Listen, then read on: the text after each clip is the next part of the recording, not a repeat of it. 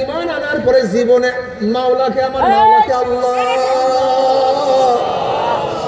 শুধু আমার মাওলাকে একবার আমার মাওলাকে আল্লাহ বলিয়া ডাক দিছে, ওই ব্যক্তিকে আমার মাওলা আজীবন জাহান্নামে রাখবে না।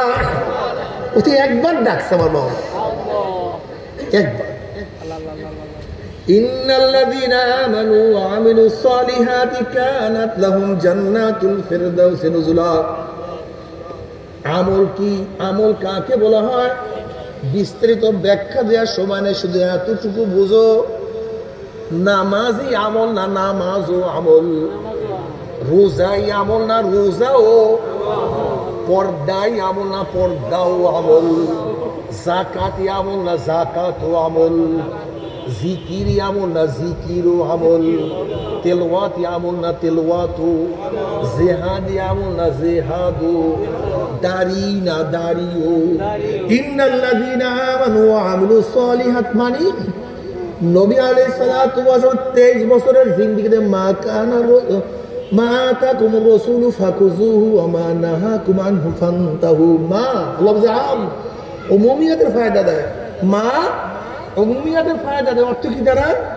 মা আতাকুমুর রাসূলু ফাকুযুহু, নবী যাহা কিছু নিয়ে আসছেন, রাসূল যাহা, এই যাহার অর্থ নিলাম কোথা থেকে? মাঠ থেকে। মা আতাকুমুর রাসূলু ফাকুযুহু, নবী বলেন যাহা, নবী জানিয়ে আসছেন, দাদা জানিয়ে তার যাহা আম।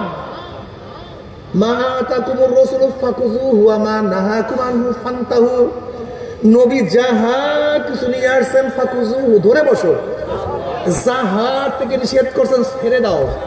তার মানে নবী নামাজ পড়ছেন কি পড়েন নাই, রোজা রাখছেন কি রাখেন নাই, পর্দা করছেন কি করেন নাই, জিকির করছেন কি করেন নাই, জিহাদ করছেন কি করেন নাই, অন্যার মোকাবেলা আমার নবী করে নাই। তা তুমি করো না কেন? করো না, সৎ কাজের আদেশ আমার নবী কোনোদিন দেন নাই, তা তুমি দাও না কেন?